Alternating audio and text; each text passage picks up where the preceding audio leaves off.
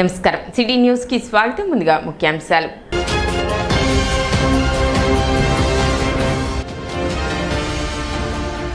Tenali court ప్రాంగణాలను సందర్శించిన ఉమ్మడి గుంటూరు జిల్లా ప్రధాన న్యాయమూర్తి సాయి కళ్యాణ్ చక్రవర్తి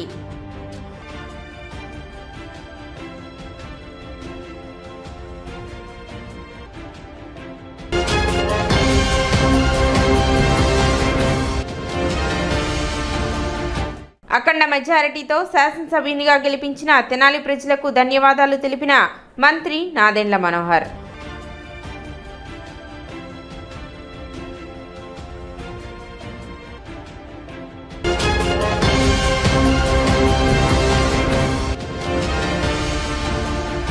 టీడీపీ కార్యాలయంలో కూటమి ప్రభుత్వం మొదటి సంవత్సర విజయోత్సవ వేడుకలు ముఖ్య అతిథిగా పాల్గొన్న ఎమ్మెల్సీ ఆలపాటి రాజేంద్ర ప్రసాద్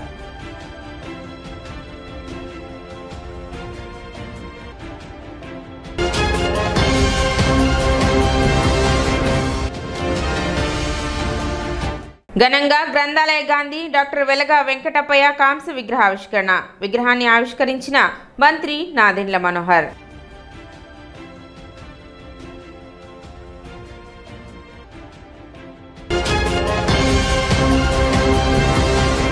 గ్రంథాలయ గాంధీ సాహితీవేత్త డాక్టర్ వెలగ వెంకటప్పయ్య కాంస్య విగ్రహావిష్కరణ గురువారం జరిగింది. తెనాలి ట్యాంక్ బండిపై ఏర్పాటు చేసిన విగ్రహాన్ని మంత్రి నాదెండ్ల మనోహర్ ఎమ్మెల్సీ ఆలపాటి రాజేంద్ర ప్రసాద్లు ఆవిష్కరించారు. ఆయన సాధారణ గ్రంథాలయ ఉద్యోగి అని, జీతం కోసమే ఉద్యోగం చేయలేదని, విజ్ఞానాన్ని దోసులు పట్టి జీవితాన్ని ఉన్నతంగా తీర్చిదిద్దుకున్నారని వారు పేర్కొన్నారు. గ్రంథాలయ ఉద్యమానికి వెన్నుముక్కగా నిలిచి ఆ రంగానికి సంబంధించి ప్రభుత్వానికి మార్గదర్శనం చేశారన్నారు.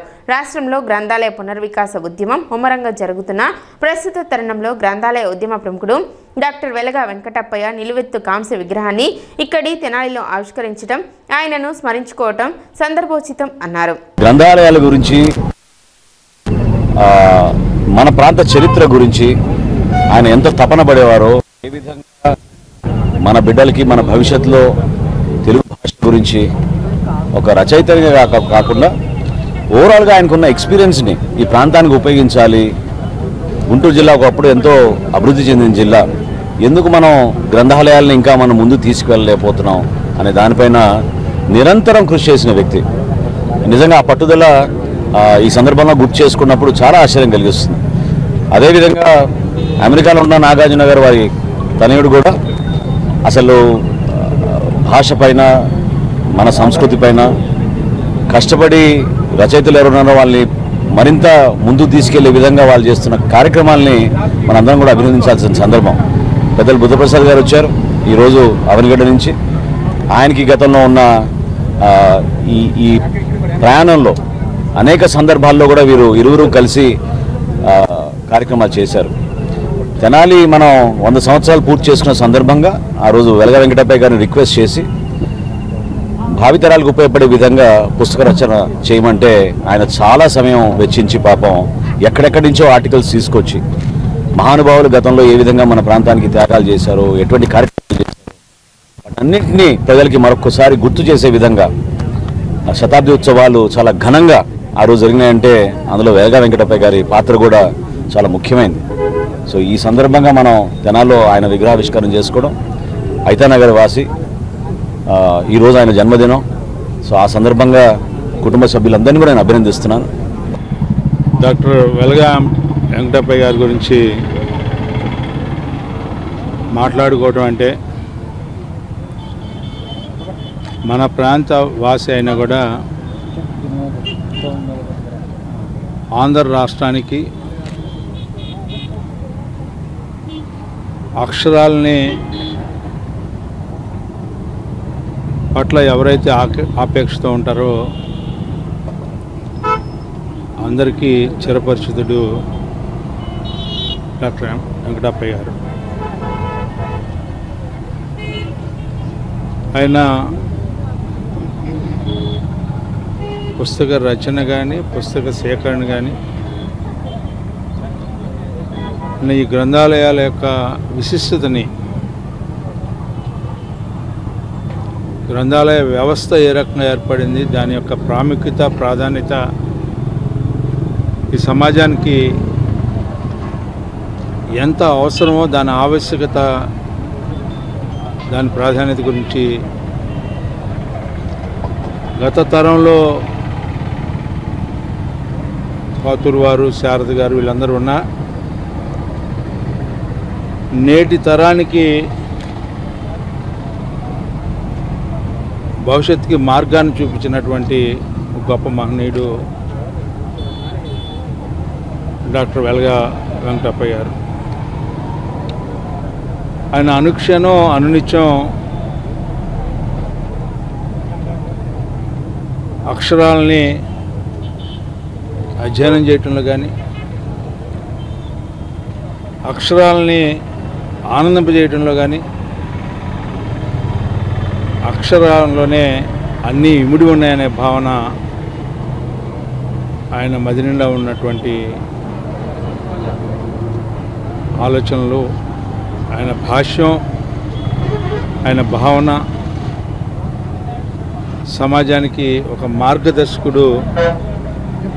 పుస్తక రంగంలో కానీ, పుస్తక పఠనంలో కానీ, పుస్తక సేకరణలో కానీ ఆయనకి వారే సాటి. కార్యక్రమంలో మున్సిపల్ చైర్పర్సన్ తాడిబోయిన రాధిక, మాజీ మహిళా కమిషన్ చైర్పర్సన్ నన్నపనేని రాజకుమారి, వెలగా వెంకటప్పయ్య కుటుంబ సభ్యులు, పట్టణ ప్రముఖులు పాల్గొన్నారు.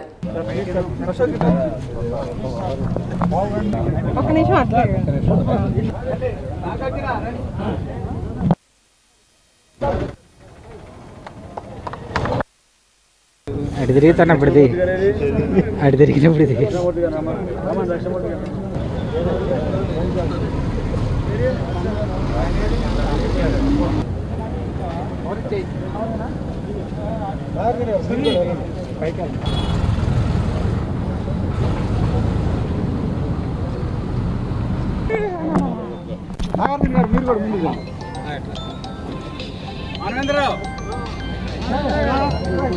గ్రంథాలయ గాంధీగా చిరకీర్తిని ఆర్జించుకున్న మహానుభావుడు డాక్టర్ వెలగా వెంకటప్పయ్య గారి విగ్రహాన్ని గౌరవ మంత్రివర్యులు శ్రీ నాదెండ్ల మోహన్ గారి చేతుల మీదుగా ఆవిష్కరణ చేసుకోవడం గొప్ప అదృష్టంగా భావిస్తున్నాను.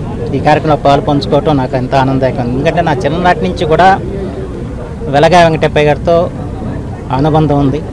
మా నాన్నగారు మండలాంటి కృష్ణారావు గారికి ఆయన సన్నిహితంగా ఉండేవారు. ఆ తర్వాత నాకు చాలా ఒక రకంగా మార్గదర్శకుగా నిలిచారని చెప్పి మాత్రం చెప్పదు.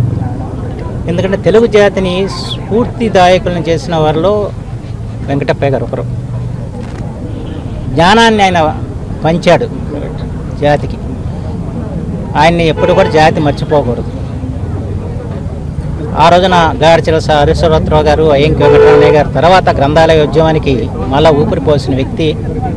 దాని గురించి ఆలోచించి పుస్తక పఠనం వైపు తెలుగు వారిని మళ్లించిన వ్యక్తి వెంకటప్పయ్య గారు. అంతేకాకుండా బాల సాహిత్యానికి వారు చేసిన సేవ కూడా విశిష్టమైంది. ఎందుకంటే పిల్లలకి సాహిత్య అభిరుచి కలిగించాలని చెప్పి, పిల్లల గ్రంథాలయాలు ఏర్పరచాలని చెప్పి పిల్లలకి వాళ్ళకి అర్థమయ్యే భాషలో రచనలు చేయించాలని చెప్పి, అలాగే బాల రచయితల సంఘం కూడా స్థాపకుడు ఆయన. ఆ రకంగా బహుముఖమైన కృషి చేశారు. ప్రత్యేకించి విజ్ఞాన సరస్వాలు రూపకల్పనలో కూడా ఆయనది పెద్ద పాత్ర. ఎందుకంటే తెలుగు జాతిలో పుట్టిన మహనీయుల చరిత్రలన్నీ కూడా సంకలనం చేసి దాన్ని ఒక సర్వస్వంగా రూపొందించి తెలుగు విశ్వవిద్యాలయం ద్వారా ప్రతింప చేశారు వెంకటప్పయ్య వారి సంపాదకత్వాన్ని.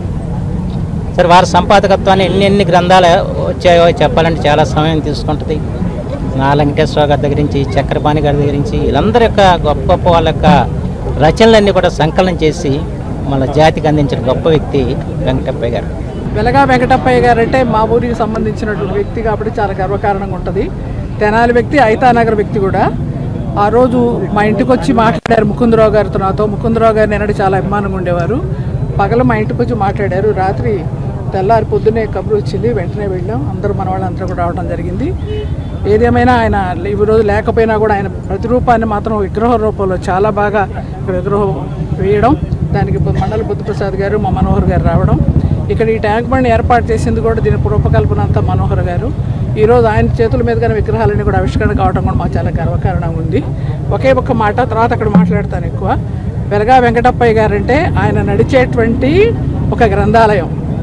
వెలగా వెంకటప్పయ్య గారు ఈ రోజున విగ్రహాన్ని ఆవిష్కరణ చేస్తానికి మన మంత్రి గారు ఓపెనింగ్ చేయడం జరిగింది. ఇది చాలా గొప్ప విషయం. అలానే మన తెనాలిపట్నంలో బాలతరాలకు కూడా గుర్తుండేలాగా ఇలాంటి విగ్రహాలు అనేది పెడుతుంటే మనకి పట్టణంలో బాలితరాలకు కూడా అర్థమైంది కాబట్టి ఇలా ఎందరో మహనీయుడిని ఇక్కడ ట్యాంక్ బండ్ దగ్గర విగ్రహాలు పెడతాం జరుగుతుంది. అలానే రాబోయే రోజుల్లో ఇంకా డెవలప్ చేస్తాను. ఎన్నడూ లేని విధంగా అత్యధిక మెజారిటీ ఇచ్చి తెనాలి శాసనసభ్యునిగా గెలిపించినందుకు తెనాలి నియోజకవర్గ ప్రజలకు మంత్రి నాదెండ్ల మనోహర్ ధన్యవాదాలు తెలిపారు. కూటమి ప్రభుత్వం ఏర్పడి సంవత్సర కాలం పూర్తయిన సందర్భంగా ఆయన మీడియాతో మాట్లాడుతూ టీడీపీ, జనసేన, బీజేపీ నాయకులు అహర్నిశలు కష్టపడి ఒక్క మార్కు రావాలని కోరుతూ ధైర్యంగా పనిచేశారని ఈ సందర్భంగా వారికి కృతజ్ఞతలు తెలిపారు. ఈ సంవత్సర కాలంలో తెనాలిలో దారి తప్పిన వ్యవస్థలను, సంక్షేమం అనే అపోహలను సృష్టించి ఏమాత్రం అభివృద్ధి చేపట్టకుండా గత పాలన సాగితే వాటన్నిటినీ ప్రక్షాళన చేసుకుంటూ తెనాలి నియోజకవర్గాన్ని అభివృద్ధి పదంలో నడుపుతున్నట్లు మంత్రి నాదెండ్ల మనోహర్ చెప్పారు. ముఖ్యమంత్రి చంద్రబాబు నాయుడు సహకారంతో కోట్ల రూపాయల నిధులను తీసుకువచ్చి తెనాలి నియోజకవర్గం అభివృద్ధి చేస్తున్నట్లు తెలిపారు. ఇచ్చిన మాట మేరకు తెనాలిలో అనేక అభివృద్ధి కార్యక్రమాలు చేపట్టినట్లు ఆయన తెలిపారు.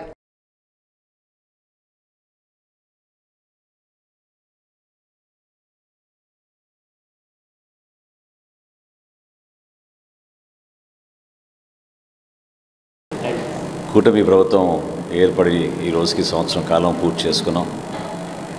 దీని వెనక ఎంతోమంది అహర్నిశలు కృషి చేసి ఒక ధైర్యంతో ఒక మార్పు రావాలని తపంతో పనిచేసిన Telugu Desam party, Bharatiya Janata party, Janasena party నాయకులు, కార్యకర్తలు, అదేవిధంగా ఎన్నడూ లేని విధంగా అంత మెజారిటీ ఇచ్చి ఒక శాసనసభ్యుడిగా నన్ను గెలిపించిన తెనాలి నియోజకవర్గ ప్రజలందరికీ మనస్ఫూర్తిగా నేను ధన్యవాదాలు తెలుపుకుంటున్నాను. సంవత్సర కాలం ముందుగా ఇక్కడున్న వ్యవస్థ ఏ విధంగా గాడి తప్పిందో మీరు అందరూ చూశారు. లా అండ్ ఆర్డర్ విషయంలో కానివ్వండి, ఎవరు ఊహించని విధంగా సంక్షేమం అనే ఒక అపోహ సృష్టించి ఏమాత్రం కూడా అభివృద్ధి పైన దృష్టి సారించకుండా రోడ్లు ధ్వంసమయ్యే పరిస్థితి, కనీసం కాలువల మరమ్మతులు లేని పరిస్థితి, రైతాంగానికి అండగా నిలబడలేని ప్రభుత్వం, అటువంటి ఆలోచనలు ఆర్థికంగా కూడా ఎంతో నష్టం కలిగించిన సందర్భంలో ఈ సంవత్సర కాలం కూడా గౌరవ ముఖ్యమంత్రి గారు చంద్రబాబు నాయుడు గారి నాయకత్వంలో, మా నాయకుడు ఉప ముఖ్యమంత్రిగా పవన్ కళ్యాణ్ గారు, అందరం కూడా కలిసికట్టుగా ఒక మార్పు తీసుకురావాలని తప్పతో పనిచేశాం. తెనాలి నియోజకవర్గంలో ప్రత్యేకంగా దాదాపు 74 కోట్ల రూపాయలతోటి మనం అభివృద్ధి కార్యక్రమాలు, సుమారు 400 కోట్ల రూపాయల వరకు వివిధ సంక్షేమ కార్యక్రమాలు చేసుకుంటూ ఈ ప్రాంతాన్ని అభివృద్ధి చేయడానికి కోసం తెనాలి మున్సిపాలిటీ, తెనాలి మండలం, అదేవిధంగా కొలిపర మండలం, ఈ 3 ప్రాంతాల్లో కూడా చాలా అద్భుతంగా ఒక మంచి ప్రణాళిక ముందు సిద్ధం చేసుకుని ఈ కార్యక్రమాన్ని ముందుకు తీసుకొచ్చాం. ఇచ్చిన మాట మేరకు ముందుగా ఈ 4 లేన్ల రహదారి గుంటూరు నుంచి తెనాలికి, నారాకోడూరు నుంచి, అదేవిధంగా తెనాలి నుంచి మంగళగిరికి 650 కోట్ల రూపాయలతోటి మంజూరు చేయించాం.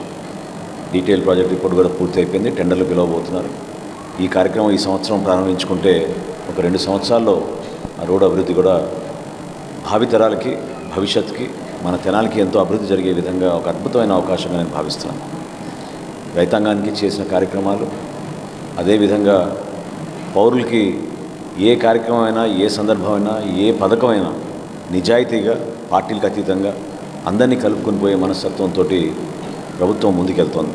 కక్ష సాధింపు అనేది ఎప్పుడూ ఉండదు. అయితే ఒక బాధ్యత ఉంటుంది. ఆ బాధ్యతను నిలబెట్టుకోవాలి. అధికార యంత్రాంగం కూడా అదొక బాధ్యతని కలిసి వచ్చే విధంగా వారు కూడా సహకరించాల్సిన అవసరం ఖచ్చితంగా ఉంటుంది. ఎందుకంటే సామాన్యులు ఎవరైతే వారి సమస్యలపైన చెప్పుకోలేని పరిస్థితి ఉంటుందో ఇంటింటికి వెళ్ళి ఆ సమస్య తెలుసుకోవాల్సిన బాధ్యత ఖచ్చితంగా ఉంది. తెనాలి నియోజకవర్గాన్ని ఒక అభివృద్ధి పందాలో రాష్ట్రంలో ఖచ్చితంగా నంబర్ 1 స్థానంలో తీసుకెళ్ళడానికి నా వంతు నేను కృషి చేస్తాను. 19వ వార్డు కౌన్సిలర్ పసుపులేటి త్రిమూర్తి ఆధ్వర్యంలో కూటమి ప్రభుత్వం మొదటి సంవత్సర విజయోత్సవ వేడుకలను నిర్వహించారు. ఈ సందర్భంగా ఆయన కార్యాలయం వద్ద కేక్ కట్ చేసి వేడుకలను జరిపారు. కార్యక్రమంలో కౌన్సిలర్ దేశు యుగంధర్, ఫణితపు దుర్గా, కూటమి నాయకులు, కార్యకర్తలు పాల్గొన్నారు.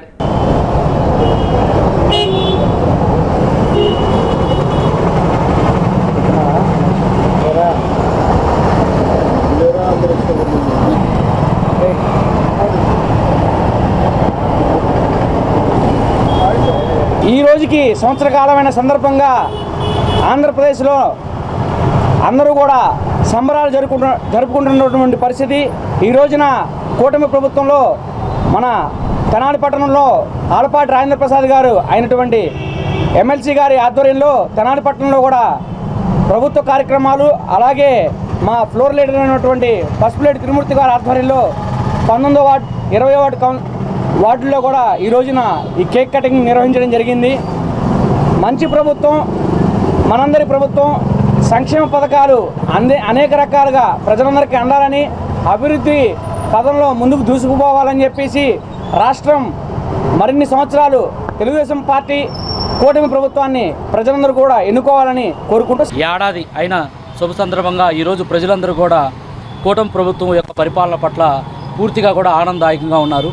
దానిలో భాగంగా ఎవరైతే కూటమి ప్రభుత్వము మనకి సూపర్ 6 విధానం ద్వారా ఇప్పటికే మనకి దీపం పథకం, అన్నా క్యాంటీన్లు, తల్లికి వందనం, అవి కాకుండా అదేవిధంగా మన రాష్ట్ర అభివృద్ధి కోసం దాదాపు 6 లక్షల కోట్ల రూపాయలు పెట్టుబడులు, అనేక మౌలిక సదుపాయాలతో అనేక కంపెనీలని ఆహ్వానించి పూర్తిగా ప్రజల యొక్క జీవన ప్రమాణాలని పెంచడానికి తీసుకున్న నిర్ణయాలు. అదేవిధంగా గత ప్రభుత్వంలో రోడ్డు రవాణా వ్యవస్థ ఎంత అధ్వానంగా ఉందో మీ అందరికీ తెలుసు. కూటమి ప్రభుత్వం ఏర్పడిన ఈ సంవత్సర కాలంలోనే పూర్తిగా రోడ్లు అనేక గ్రామాల్లోనూ పట్టణాల్లోనూ పూర్తిగా రోడ్లు మరమ్మతులు కూడా జరిగినాయి. ఇప్పుడు ఒక చిన్న విరామం.